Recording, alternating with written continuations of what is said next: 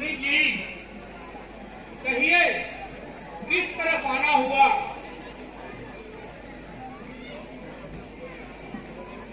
और आपने किस तरह दर्शन दिए? मेरे बहुत उत्तम भाग हैं कि आप इस तरफ आ गए हैं। आप आसन ग्रहण कीजिए और अपनी थकान दूर कीजिए।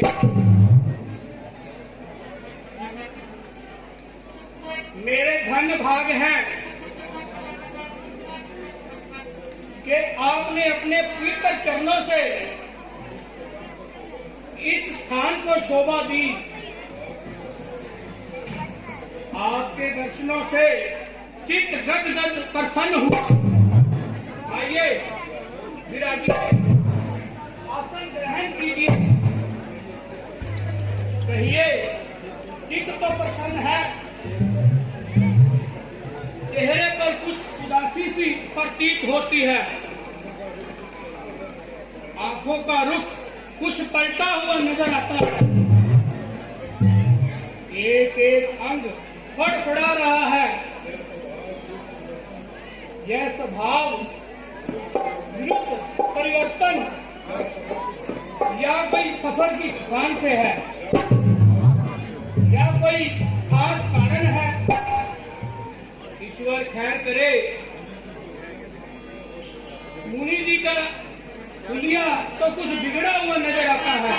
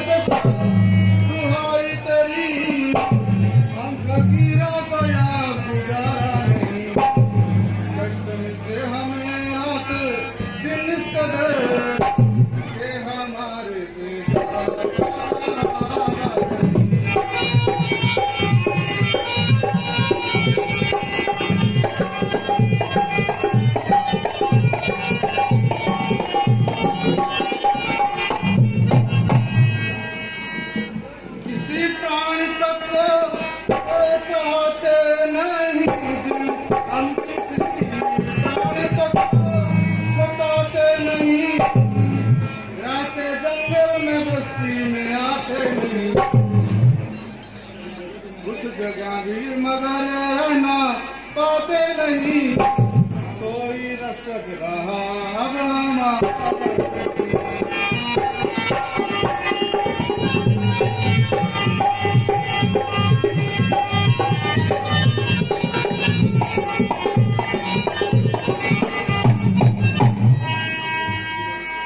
वेद जंगल में बैठे उचारा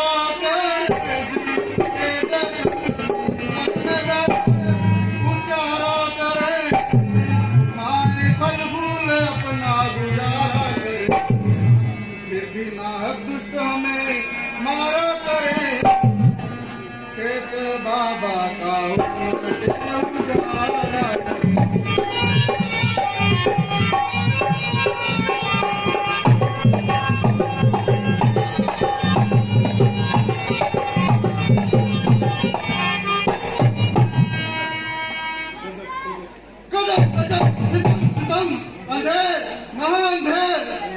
प्रजा पड़ी लूटा करे और आपको पालो प्राण खबर। राजन, गंगा पार इलाकों में राक्षसों ने वो आफत मचाई है कि दुहाई है, दुहाई है, दुहाई। जो यात्री आता है बड़ी बेहरामी, वह टूटों से लूटा वह मारा जाता है। अभी कल ही की बात है, यात्रियों का एक समूह स्त्रियों व बच्चों सहित लूटा। कईयों की जाने गई, कईयों का सर फूटा। तमाम इलाका मारिच के हाथों दुखी हो रहा है और हर एक छोटा बड़ा उस कमबख्त की जान को रो रहा है। अब उनके इतने हौसले बढ़ गए हैं कि साधु सन्यासियों से भी छेड़छाड़ करने लग पड़े हैं। हमने एक यज्ञ रचाया था और बड़ी मुश्किल से हर आफत से बचाया था। किंतु ना जाने वह बेईमान कहाँ से आ पड़े कि हमारा सब किया कराया यज्ञ भ्रष्ट कर दिया और यज्ञ में मांस आदि भून भून कर खाने लगे और वहां पर आकर आफत मचाने लगे।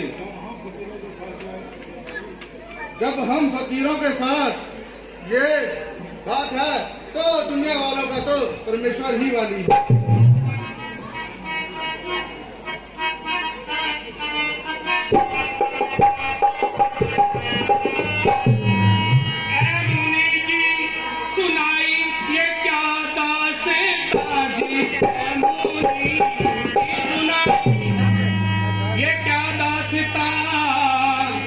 राक्षसों को रहा भय हमारा नहीं, क्षत्रिय वंश का अंश जाता रहा, अब जाता ये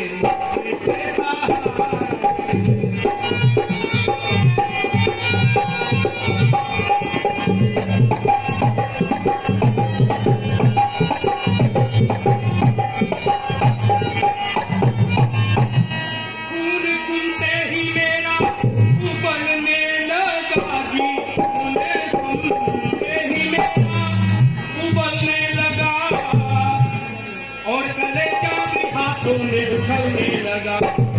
हाथ दुष्टों का ऋषियों पे चलने लगा, हाल जाता ये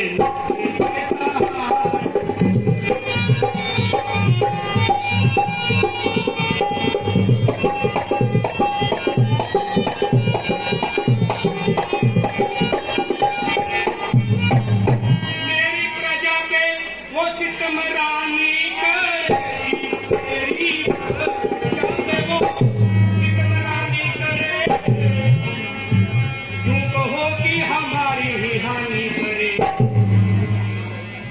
हम तो यहाँ पे नित्यदानी करें, इस धड़ से जो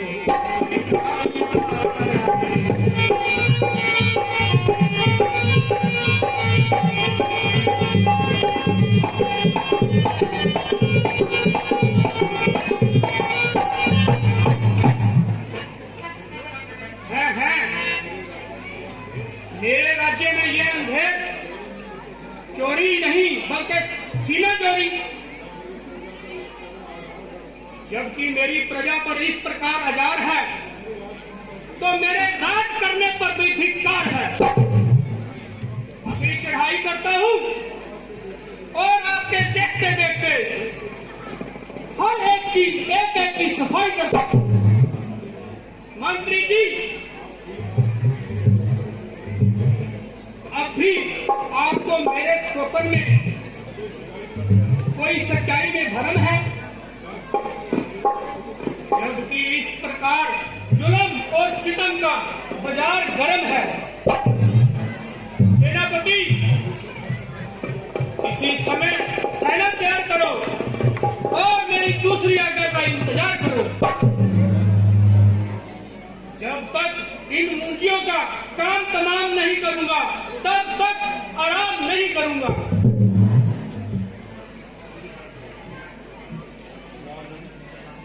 राजन, आपको कष्ट करने की क्या जरूरत है? और ना ही वहाँ कुछ ऐसी खतरनाक सूरत है। आप केवल राम और लक्ष्मण को मेरे हाथ दीजिए और उनके हाथ में मेरा हाथ दीजिए।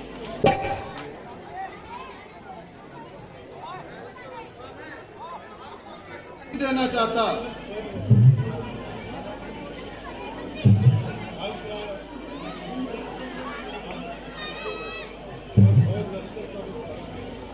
और फौज लश्कर का सहारा भी नहीं लेना चाहता। ईश्वर की कृपा से आपके दोनों कुंवर जवान हैं और हर एक विद्या में पूर्ण विद्वान हैं। राक्षसों का मलियामेट करना इनके लिए साधारण सी बात है।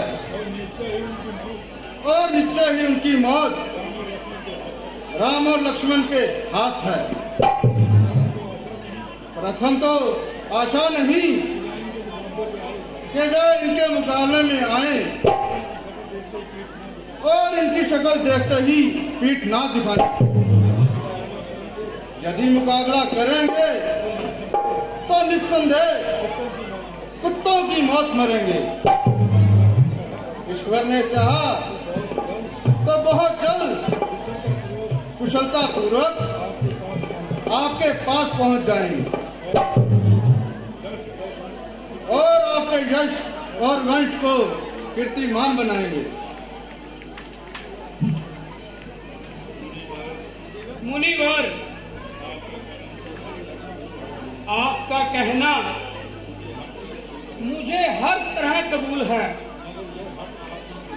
मगर यह हट आपकी फजूल है।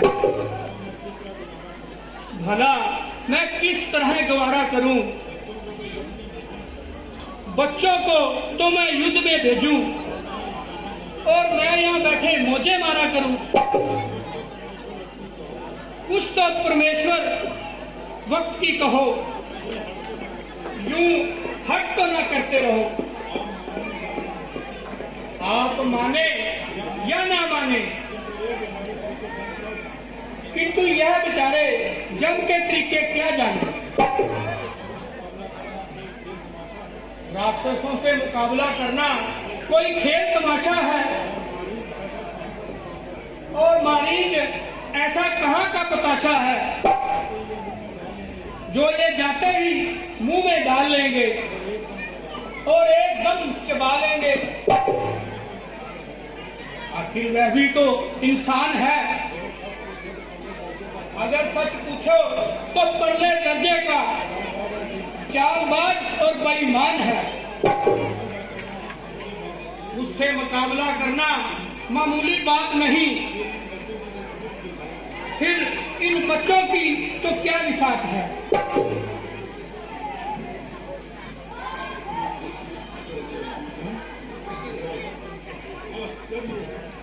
आश्चर्य है कि रघुकुल में ऐसे कायर कहां से पैदा हो गए और तेरे जैसों के पास आकर हम भी हैरान कष्ट हो गए। तेरे गुरुजों में से आज तक किसी ने भिक्षु की सहायता से इनकार नहीं किया और अपनी प्रजा की रक्षा के लिए क्या कुछ निसार नहीं किया। जबान का कौल सिर के साथ था, इसलिए उनके सिर पर हर समय परमेश्वर का हाथ था। जो वचन जुबान से निकला उसको पूरा करने के लिए अपनी जान को खतरे में डाला।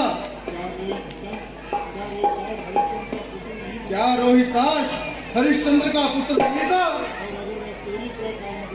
और अगर वह तेरी तरह टाल मटोल करता तो क्या उसके पास कोई उत्तर नहीं था? तुमने तो राजा दिलीप की इज्जत और नाम को खाक में मिटा दिया। जिन्होंने भूखे जानवरों को अपने बदन का मांस काट कर खिला दिया। बहुत अच्छा, आप आराम कीजिए और मेरा अंतिम प्रणाम स्वीकार कीजिए। ना मुझे आपकी कोई दरकार है, ना आपसे और आपके पुत्रों से सरोकार है।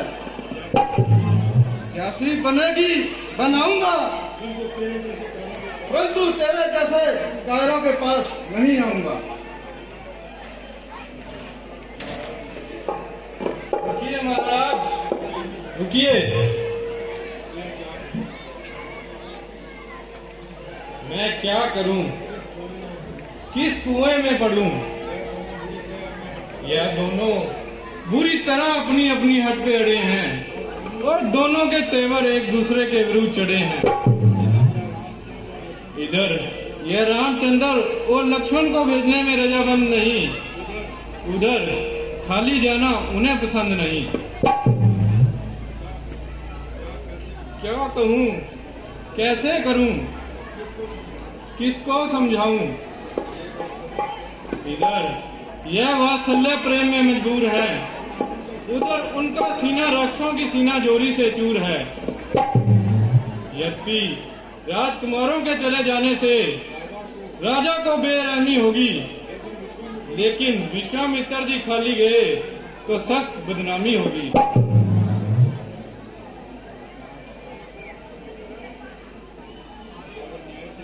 अगर न्याय से देखा जाए तो इसमें विश्वामित्र जी की कोई जोर जबरदस्ती नहीं और राजकुमारों के मुकाबले राक्षसों की कोई सस्ती नहीं, क्योंकि अब वह जवान है और फिर विश्वामित्र जी हर तरह से निगहबान हैं।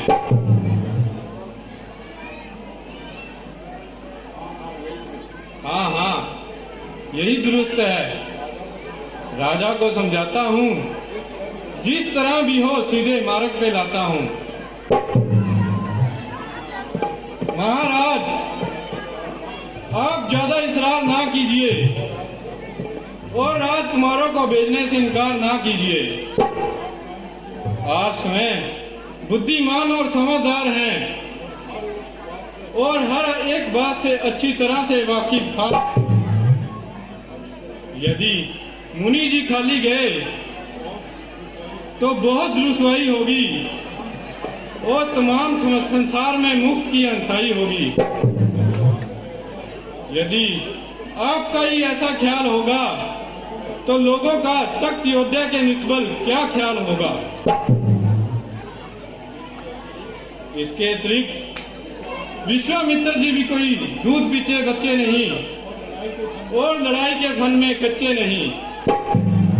यदि जरूरत पड़ी तो वे समय 2 हाथ दिखाएंगे और राक्षसों को छठी का दूध याद कराएंगे। इसलिए आप राम और लक्ष्मण को भेजने से हरगिज इनकार ना कीजिए और कोई भी एतराज ना कीजिए।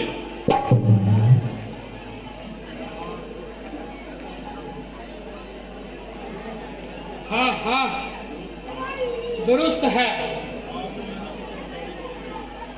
आप तो उन्हीं की तरफदारी करेंगे और इन्हीं की हिमायत का दम भरेंगे। हमारा कहना सुनना बिल्कुल फजूल है।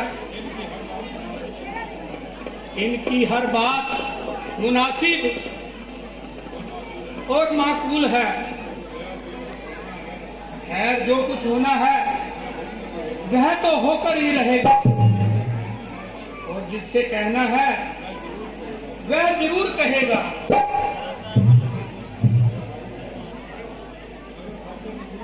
अगर सबके नजदीक भलाई है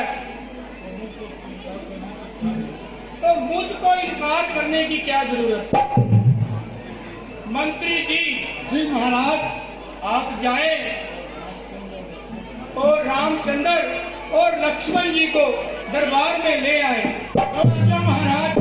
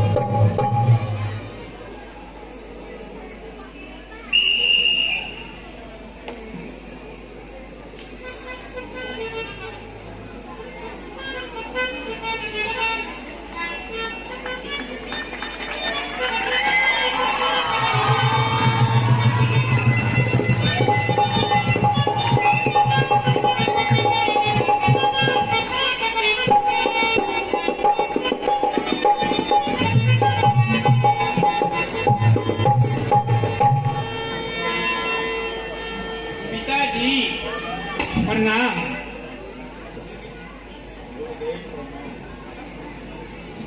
गुरुदेव प्रणाम। पिताजी प्रणाम हो।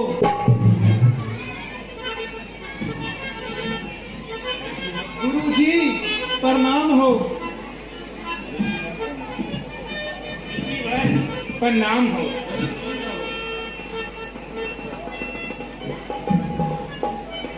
ऋषिवर जी प्रणाम हो।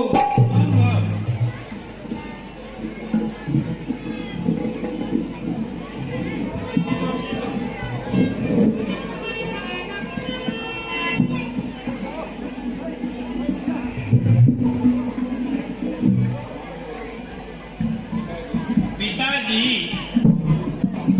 मेरे लिए क्या आज्ञा है? आपका सेवक उपस्थित है। बेटा, मुनि विश्वामित्र जी ने एक यज्ञ रचा है, उसको पूर्ण करने के लिए आपकी सहायता की आवश्यकता है। आप इनके साथ जाएं और इनकी सहायता करके इनके यज्ञ को पूर्ण कराएं। मुनिवर, आप इनके अपने हाथ में लीजिए। जब आपका काम बन जाए तो इनको मेहरबानी करके शीघ्र लौटा देना, क्योंकि मुझे इनके लौटने की इंतजार रहेगी। जब तक इनकी शक्ल ना देखूंगा तो मुझे नींद नहीं आएगी।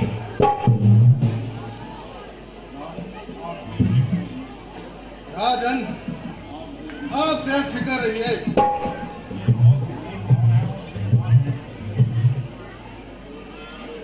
ये बहुत होनहार और विद्वान हैं और हर विद्या में निपुण हैं।